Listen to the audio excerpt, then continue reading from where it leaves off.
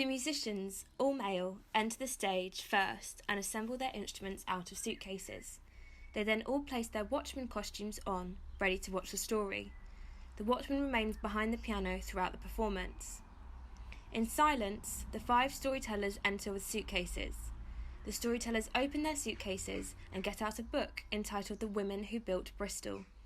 They hold this up in unison and then put it back into the suitcase. All the storytellers notice the presence of the watchman behind the piano. They look at each other, nervous, and in unison take a breath in. Storyteller 1 and Storyteller 2 put their costumes on.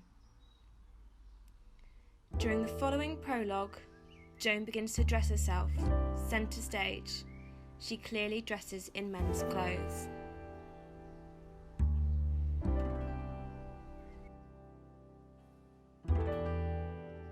In spite of authority existed this powerful trailblazer, a beautiful girl, but with a gift for danger. She could make you feel cold, as the world could be, disguised as a man within the depths of depravity, a woman who has been lost in the 17th century.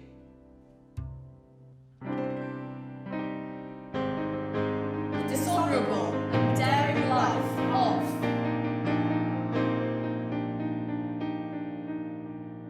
Joan Bracey. Stand and deliver your money or your life. Stand and deliver your money or your life. Huh. What are you doing? Well, I just, adamant and stuff. Yeah, adamant. Well done. So what? Yeah, would you just shut up, please? All right, fine, I won't mention adamant again. Jesus. This isn't your story, okay? You're not telling it, so just shush. Well, can I at least have a gun? No! The music abruptly starts and all performers are instantly back to their character positions and poses as they begin assembling the highway. Harry opens his suitcase and dresses as Edward. Joan quickly looks around and aims her pistol out. The scene is built around her into the highway at night. As if a pistol has been fired, the lights black out to one lantern illuminating Joan's face. A highway robbery is conducted by all storytellers, with the carriage being assembled out of suitcases. Gradually, more lanterns illuminate the action on stage. The choreographed robbery begins. Joan leads the operation and makes all of the decisions. We see her being daring, powerful, and authoritative. Joan vocalises various authoritative comments commanding the fight, such as "Edward, grab him, give us the money, nobody move." A fight breaks out between Joan and the carriage riders. Joan uses her pistol to threaten, whilst Edward uses his knuckles. Joan and Edward have again been successful with their operation. Joan knew every trick in the book. She lived and behaved as any common crook. Now disguised in the apparel of a man, Joan's daring highway journey had begun. She was dressed as a man. How very modern. Edward is counting the money from the robbery. With all this money, we might actually be able to afford to buy some food tonight. Rather than stealing from the bloody fair. No, we need to save that money, so one day we can afford to get off the highway for good. Somewhere secure, somewhere fun, somewhere where we can stop running. Edward reluctantly hands the money to Joan. They travelled far and they travelled near, to every county fair that would appear. The more Joan practiced, the better Joan got, and in the end she could steal the lot. And having pocketed multiple treasures from many a robbery, Joan and Edward had soon found their way out of poverty. Suddenly each meal tasted better and Joan started to dream of a legitimate pub with wine, wood fires and old beans. The further down south you go, the better the wine tastes, and so Joan and Edward made to Bristol with haste. A travelling sequence takes place to indicate Joan and Edward on horseback, going to Bristol. One by one, road signs emerge by storytellers 1 and 2. The following towns are called out by the storytellers in choreography with a drum beat.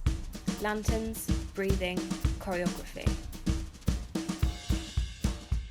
Northampton, Wixford, Banbury, Whitcomb, Cotswold, Cheltenham, Gloucester, Dursley, Kingswood, Church, Bristol!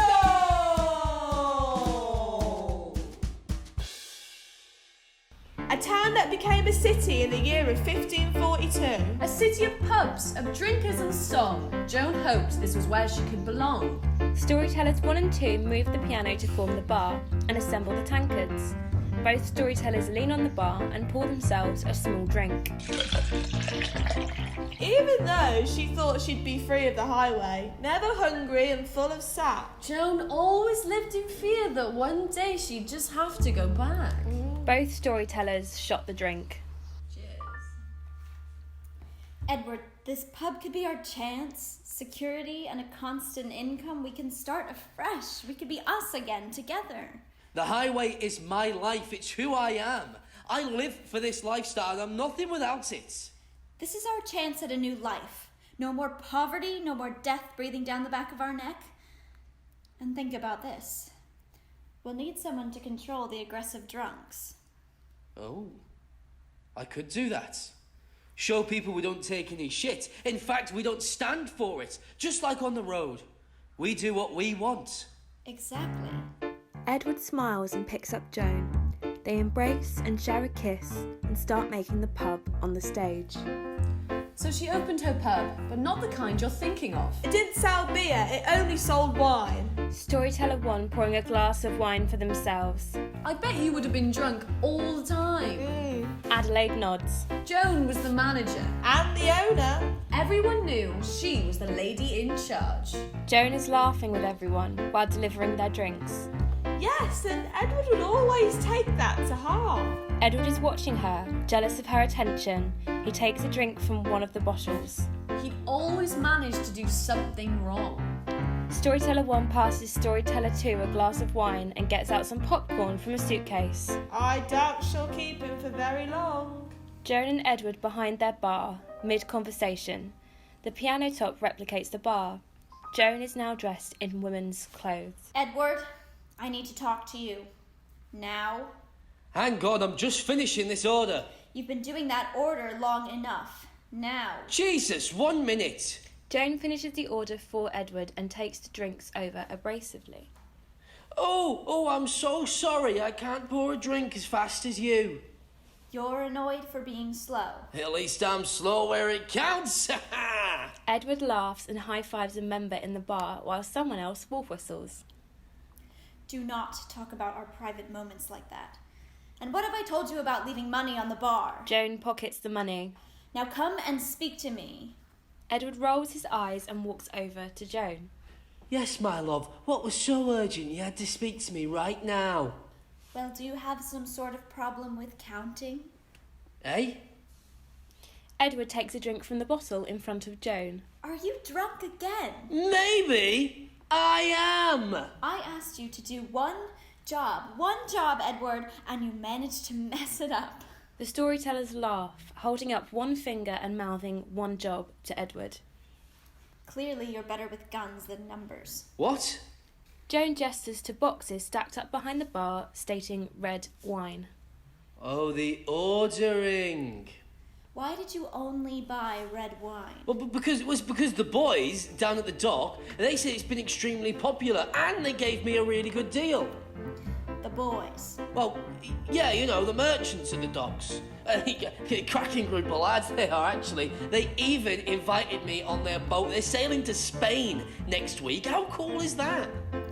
Oh, they let you on their boat, did they? How lovely of them. Yeah, actually they are. They're a really lovely group, yeah. That was sarcasm, Edward. Oh, well, now I'm embarrassed. Next time, just do your job. We can't muck this up. This is everything for us, and I won't have you ruining it. You know what? I've had it. I knew this was a bad idea, and I think this pub has really put a strain on our relationship. Edward storms out of the pub and slams the door. The music in the pub stops. The customers all quickly turn and look at Joan standing behind the bar. Joan takes a moment to herself to come to terms with what's just happened. She quickly realises that the pub has fallen silent and swiftly turns around to stare at the customers. They all quickly turn back around and pretend they haven't seen anything. Music and chatter resumes. Abigail runs in, late, and rushes to put on her apron and clear glasses around the pub. And what sort of time do you call this, young lady? Oh, I'm so sorry, miss. There was a hanging at the top of Nicemith Street this morning. All the girls from my street were going. A highwayman, they said, handsome as anything. Joan stops what she is doing. Fear-stricken, triggered by the mention of highwayman. She quickly brushes off her shock.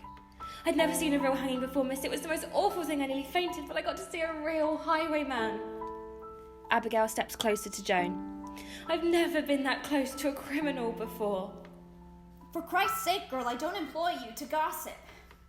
You have a job to do, and I would be greatly satisfied if you would get on with it and watch your tongue around the punters. Yes, miss. I'm sorry. And there's nothing romantic about watching someone swing for their crimes, Abigail. People don't tend to choose that life. Now hurry up and serve those men. With the majority of customers being men, Joan looked attractive to them all. With her stunning good looks. And her lovely physique. The men would often wonder what she was like in the sheets. Wait, seriously? Sorry, it rhymed. 17th century men, eh? One customer in particular, one of the many men Joan faced. Mr. Day staggers in, already tipsy, and heads for the bar. A strange man. Extremely sexually motivated. He wanted Joan from the first time he laid eyes on her. Everything about her. Ooh, her beautiful lips. Storyteller 1 is trying too hard to rhyme. As nice as, chips. Ooh, and her face. His saving grace. Ooh, and her nose. Like a hose. Seriously? And? You're not drinking real red wine, are you? No, obviously not. I'm just in character. The man thought Joan was the full package. He'd drink in there every night, much towards Joan's spite. John, just give me a tipple, just one for the road. Your body does remind me of this city we call home. Your body is blessed with a chest like St. Michael's Hill. Such a craving for lust, I can hardly keep still. Where's your husband? He's not my husband. He's out. Oh, that makes you technically single. Piss off. I've got work to do. I make a beautiful wife. Yes, a raging misogynistic alcoholic. What a catch. John, you tempt me, I'll expose your delusion. You'll soon bring my health to no less confusion. Your flattering tongue, the wink of your eye, with my whole smile, your heart shall surprise. So John, fill my cup, in peace can enjoy. I'll throw off my cap and cry, Viva la Roy! When my belly is full, and my bones call for rest, I'll lay down my body where it pleases me best. Mr. Day lying over the piano top. By the look on Joan's face, she's definitely had enough. Well, I would have too. Especially if all the other men Jones had to deal with were as slimy as him. Yeah, and his voice is shit. Hey! Joan, if you don't like it, take what you please. You're a true southern lass who loves a little tease. Your white wine will your judgments confound. You'll find the truth that the world, it goes round.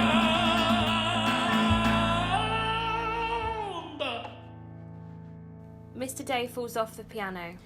But Joan, though she was a beauty, she had all the brains. She wanted to make sure that she'd never see that man's face again. Abigail, Yes, ma'am. Yes, miss. I need you to do me a favour. Yes. Abigail walks away and then walks back over. What do you need me to do? You know that big smelly man that drinks here? Well, that doesn't really nail it down, miss. Abigail gestures to the men in the pub who go, oi. They all look at themselves, smell their armpits, and then shrug and accept what Abigail has just said. You know, the really, really, really ugly one. He tells everyone to call him Sunny Day. Oh, you mean Mr. Day? Yes, of course, Mr. Day. Well, I need you to help me trick him. Just a little joke. Oh, miss, I'm not sure I'll be very good at that. Joan and Abigail are stage left, lit only by lanterns up against their faces. There is a tone of secrecy and mischievousness.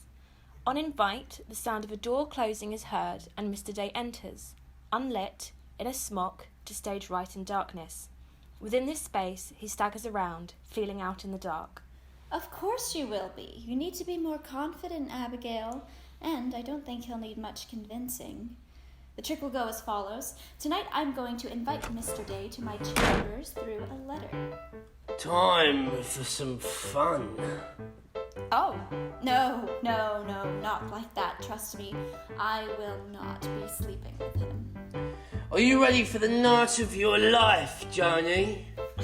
Yes, but Miss Joan, I think that fella really fancies you. He always stares at your bum. I think he's going to get the wrong end of the stick. It's so dark in here, I can hardly see that naughty little bum of yours. This is exactly what I want to happen, Abigail. Once he has the letter with the instructions, you're going to lead him upstairs to the back room. Before you leave him in there, make sure all the candles are blown out. I get it. Dark, sensual, and sexy. And tell him to strip completely naked.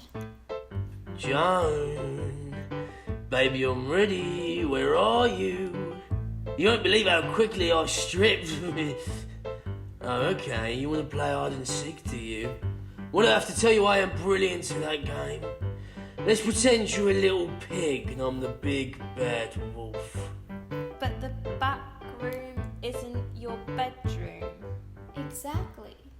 So once he's completely naked, we'll push him out of the trap door and onto the street. Joan, is that you? I can hear you, Joanie. Come over here. I did exactly what the letter said to. Are you naked too? But he'll be naked. That's the point. Joan? Okay, so we're going to trick Mr. Day at night. Got it. Joan hands over the letter to Abigail. Abigail nods her head and walks off. Joan walks over from stage left to stage right and pushes Mr. Day off stage, where we hear a clatter as he falls down the stairs. You're barred. So, Mr. Day was gone. He got up and ran. Stark naked, he never visited that pub again. But Mr. Day leaving could not have saved that old bar, as the wrong kind of crowd kept coming in from both near and afar. The fights were regular and the whores loved it their best. It wasn't long before it became notorious across the southwest. Edward walks back on stage, looking scruffier, with flowers and a bottle of white wine. Joan looks at him, but gets on with her work. With Edward returned home and Mr. Day gone, what else could possibly go wrong? The pub brought seediness and lots of crooks. The authorities were on to Joan by the way it looks. Joan is sitting at the bar of an empty pub, counting her money. She hears a noise, pulls her gun, and then realises it's Abigail. Abigail runs in flustered. "Good morning, miss. The watchmen are asking for you, miss." A knowing look of fear wipes Joan's face. They've asked me to give you this. Places it on the table. Thank you, Abigail. You may go. But, miss... Abigail, go. Abigail goes to leave, slightly confused at her sharp dismissal. And Abigail, Yes, miss? make sure the money's safe. Of course, miss. Under lock and key. Just how you like it. Abigail does as she is told and walks off stage. Joan walks over to the table where Abigail left the piece of paper. Eviction notice. By order of His Highness Charles II, you have been evicted from these premises. What? This can't be. Joan becomes restless and agitated, walking around the room panicked. Joan knocks over a barrel in anger and then becomes still in the centre, fear-stricken, over her, panic absorbing her eyes. She is completely still.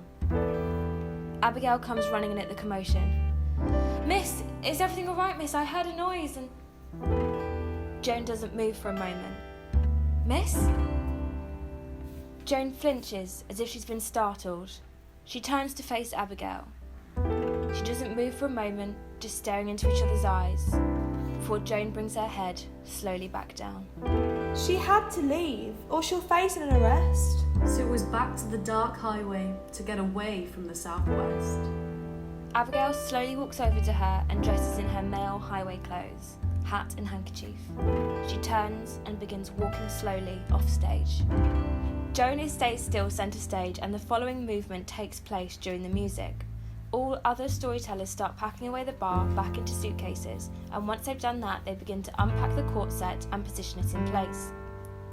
Edward walks over to Joan and stands opposite, while the storytellers cuff Joan's hands behind her back. Edward transitions into the costume of the mayor.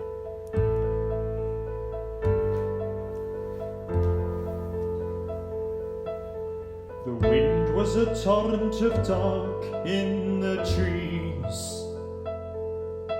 The moon was a galleon tossed on the seas. The road was a moonlight ribbon on the moor. The mist was a dazzling blanket over lawn. Across the east, across the west, the watchman hunted thieves on his quest. The highway sees and the highway knows. The highway decides which way we'll go.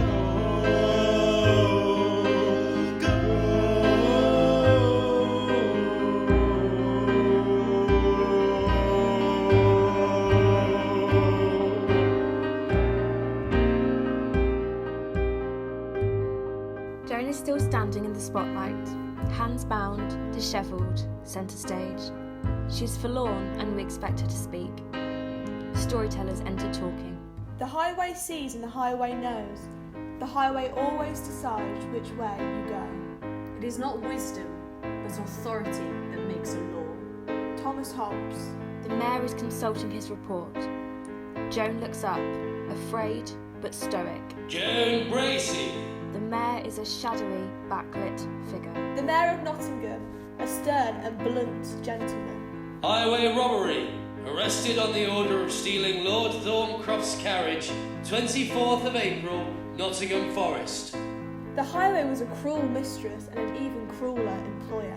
So, as a woman, like all convicted ladies, Joan was offered legal counsel. Who is here in the defence of Mrs. Bracey? She refused a lawyer and had no one to represent her. You've refused a lawyer. This won't take long.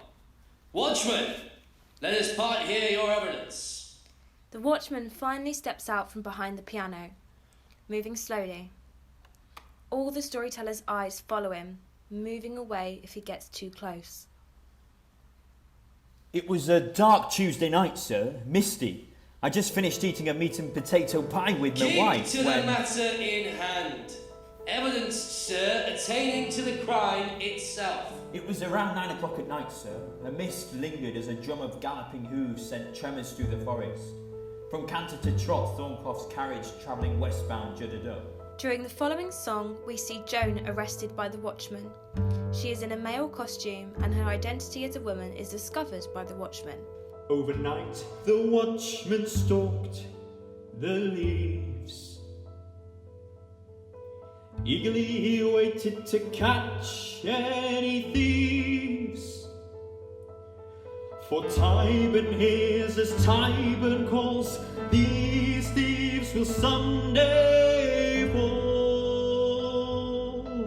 Across the east, across the west, the watchman hunted thieves on his quest. The highway sees and the highway knows. The highway decides which way we'll go.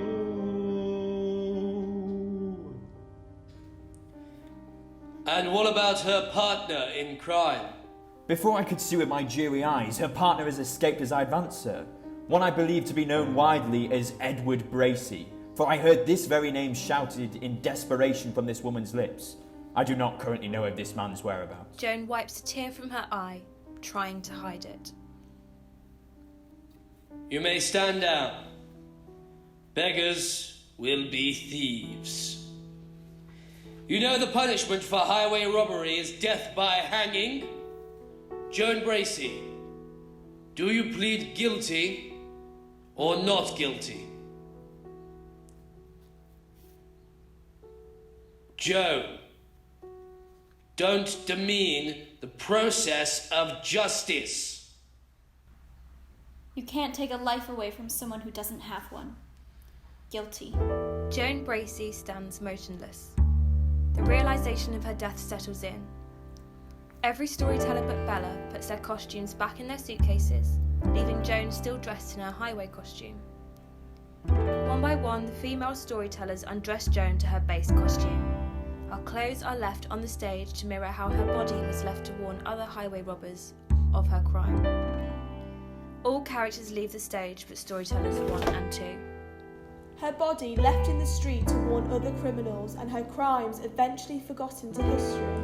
Nothing more than another forgotten criminal, dishonourable and daring until the end. Storytellers 1 and 2 take off their costume and place it in a suitcase. They pick up their suitcases and leave the stage.